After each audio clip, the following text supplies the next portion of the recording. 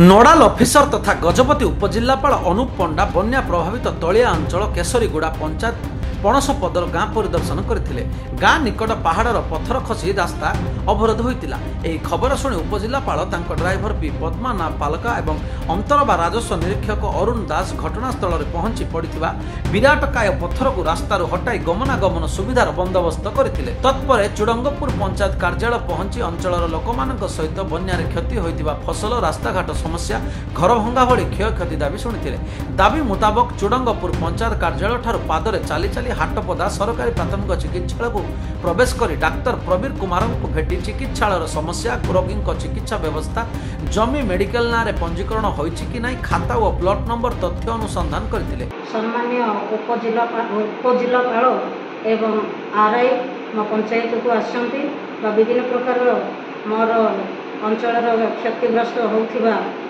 3 दिनिया बन्या बात्यारे सेटा को बुलिकी परिदर्शन करिसन्ती। ता सहित पुणी स्कूल मेडिकल ग्राम मानक जाई परिदर्शन करिसन्ती। एथिपाई मो तरफ अंचलवासी मानक तरफ उपजिल्लापाल एवं आरआई सार को मु धन्यवाद ज्ञापन जणाउछि। डाक्तर सेठी उत्तर न दे पारी जागा अनुदान होइछि किंतु चुडंगपुर मेडिकल ना रे पंजीकृत होई नाही आज पर्यंत किछि तथ्य संग्रह रे मिलिछि बोली कहिथिले।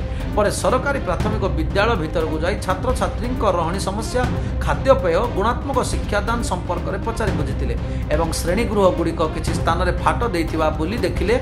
नोडाल अफिसर तथा उपजिल्लापाल श्री पंडा मेडिकल साही गाँ दांड अंगनवाड़ी गृह परिदर्शन कर पहाड़ू झरी आसुथिबा नाल पानी को किपरि रोका जाय परिबो से नै अंगनवाड़ी केन्द्र स्थल में ठिया होई समस्त समस्या संपर्क में बुझीथिले उपजिल्लापाल अनुप पंडा।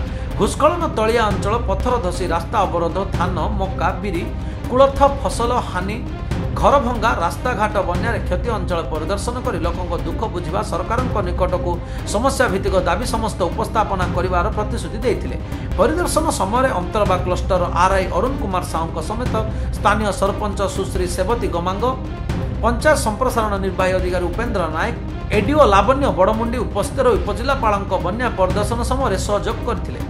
तो बुलिकी देखला पर जना पड़ुची हमर सेपटे हमर पणसपदरु तपकरी केशरीगुड़ा पंचायत से रोड कटअप होईची पड़ीकरी हमर पत्थर पड़ीकी ता काम मध्ये हमें जारी रखिछु। आरडी तरफ तार काम अब चलीची हमें आशा करूछु गोटे दिन मध्ये रोडटा क्लियर हो।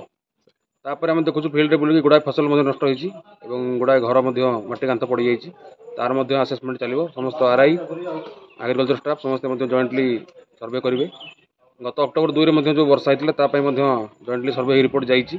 एबे मध्ये जो सर्वे हम से लोक मैंने जहाँ भी अच्छी क्षयक्षति होती गवर्नमेंट तरफ जहाँ भी सुविधा से पाइबे जहाँ घर भी भांगी से गवर्नमेंट नर्म जहाँ भी अच्छी प्राप्य से पाइबे एवं जार माटी कांत अच्छे अन्य घर ना पक्का घर ना से ब्लॉक तरफ अंत्योदय गृह सामिल करा जो मैंने कि आगामी दिन में पक्का घर पाइपर। गजपति जिला मोहनर मजेश रैतंक रिपोर्ट एथर संभाल लाइव।